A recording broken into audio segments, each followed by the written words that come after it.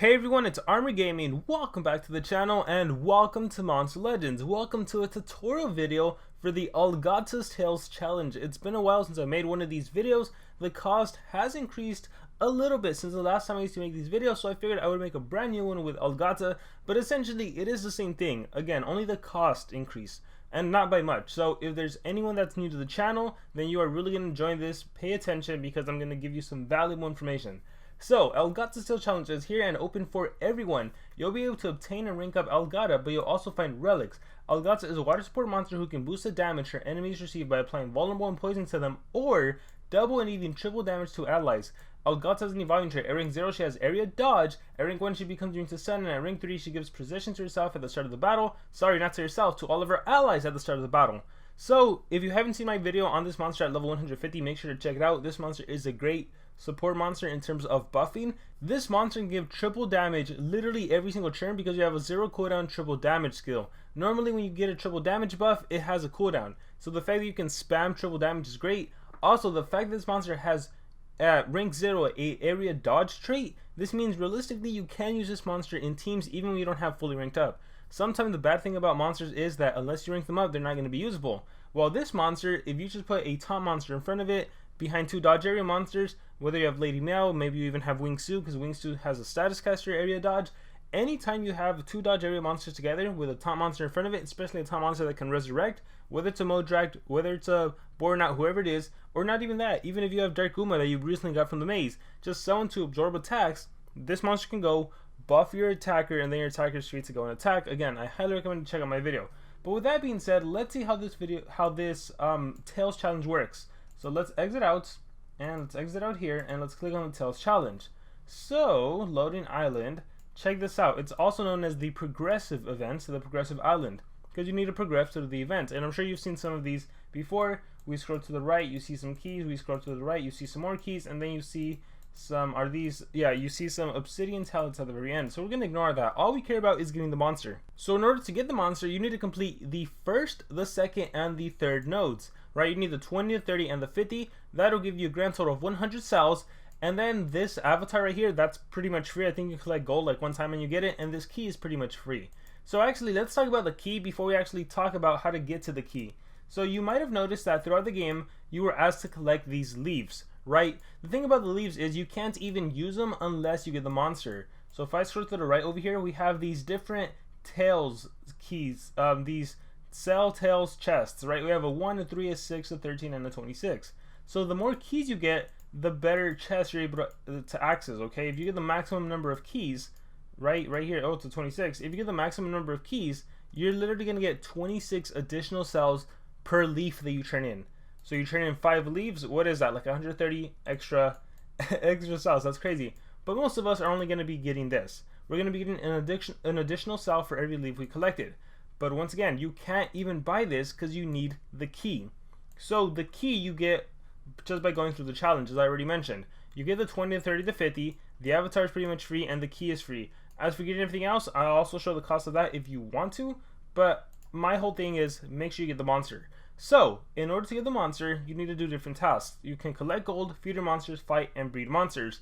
Know that if for any reason you can't breed a monster or hatch monster, that you're gonna spend a little extra gems, but it's not too much. It really doesn't harm you. So right now we have another event going on. We have the mad-triark event going on. You gotta breed this monster, right? Amazing monster, can resurrect, can turn you into a baby, can possess you. Want to make sure to get this monster as well. So don't feel bad if your hatchery is full, if you can't breed, if you can't hatch, if you're a newer player, you don't have 4 slots open, that's fine. Let's focus on all the other events. So the first thing you need to do is collect gold. So you simply collect gold. You don't have to collect all, but you just go around collecting gold. There it is, Tales Challenge plus 6. You got to make sure you can get 6 items. And then the next thing we're going to do is we're going to find a monster to feed. There's a monster right here, Krabby Droid. We'll feed this monster. We're looking for 4 feed your monster items. So let's feed, let's exit out, let's go back in, let's feed a little bit more, let's exit out, let's do something else. Here, we'll collect some food, repeat, and then we'll feed, and we should get our +4 in that one click. And let's go back to the Tales challenge. There it is. Feed your monsters, 4 out of 14. Let's load back in. There we go. Fight is easy. You literally just fight with anything. So we'll click fight, and we'll auto. Fast as a shark. Perfect. Alright, so here we go. We've done an entire collection. So the Tails challenge, the way it works is you have to wait 8 full hours for you to do your task again and get a full number of collections. You could log into the game in half the time, so in 4 hours, and you would get half the number of items. For example, if I log in right now, well, you see the timer says 3 days, 22 hours. So if I log in 4 hours from now, I would only collect 3 gold items, 2 feed your monster items, and I would be able to fight, because you can fight every 2 hours. So that's the way the Tails challenge works. It goes in intervals of 8 hours. So it's a pretty easy event, because you can actually log into the game less than you normally would, right? It's actually pretty simple. Every 8 hours, log in. Now, to maximize you actually moving along the nodes, you actually have to spend gems at some point in the game. So now you're wondering, when should I log in? When do I skip? Well, we're going to be utilizing Monster Legends guides in order to figure all of that out. So there will be a link in the description if you want to join ML guides. If you haven't done so already, highly recommend you do it. So much information for every single event out there. As you can see, this tells you exactly what you need to do. So on the 20 cells, which is the very first node, you need to spend 46 gems, and you're going to do that at 12 hours, okay? After 12 hours have passed. So what this means is I already collected right now, correct? You just saw me do a collection. 8 hours from now, I'm going to log into the game, I'm going to do a collection. And then 4 hours from then, I'm going to log into the game and do a collection. At that point, I should have 15 gold items, 10 feed your monster items, and 2 breedings. Let's do the math. I told you guys every 8 hours you can log in and do a full collection. Every 4 hours, it's a half collection. So right now, I already have 6 collect gold items. If I log in 8 hours from now, I'm going to have 12 collect gold items. And then if I do 4 hours, I'm going to get 3 more collect gold items for a grand total of 15. So that's how that works. I'm going to be spending 46 gems after 12 hours. And then, here's the important thing. As soon as you move on to the very next node, you can do a full collection. Sometimes it takes a while, but make sure to collect your gold, feed your monsters, exit out of the game, log back into the game, exit out, log back in. Make sure you get your full 6 gold for feed your monsters. So, on the 30 cell node, I'm going to spend a total of 41 gems, and it's going to take a day and 16 hours.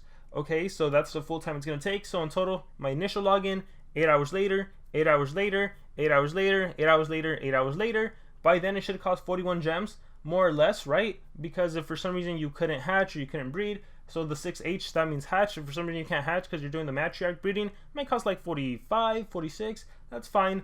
And then on the 50 cells, the very last one, use 76 gems after a day and 12 hours, and it tells you how much of everything you should have. The avatar that I mentioned, it's completely free. You should do like 1 collect gold item, same for the Tails key. In total, it should cost 163 gems, and the total time is 3 days and 16 hours. Notice there's a huge buff there. There's a 7-hour buff. That's because we know that players can't log in right on the dot every 8 hours. So even if you miss an hour or two here and there, you're going to be fine. You're going to be spending roughly around 163 gems, and again, this is with a buff. If you want to see how much it costs without a buff, here it is, 131 gems. You actually save quite a few gems. Well, actually not that much for being right on the money, right on the dot, and not having your 7-hour buffer. So you save like 30 gems. As you can see, the times do change a little bit. It's 16 hours now instead of, what was it before? It was 12 hours before, 1 day 16, 1 day 14. So you could save some gems if you don't want a buff. I always tell players, just go with a buff. You never know what can happen. The event is a couple days, so life happens, you know. And then, just in case anyone is interested in getting the final Obsidian Relic along with everything else, here you go. It would cost you 8,000 gems. For 8,000 gems, and again with a buff, you could get both Obsidian Relics and all of the cells for Elgata. So I thought I would throw this in for fun. You can also figure out how much it's going to cost to get other Elgata cells. Or maybe you're just trying to get that final key so you can trade in your leaves for a lot of Elgata cells because you really want to rank up the monster. So all that information is on here, so make sure to check it out. And with that being said, guys, that is going to be it for this video. If you have any questions, let me know in the comments below. Once again, join ML Guide's super useful Discord. Thank you guys very much, and remember to subscribe.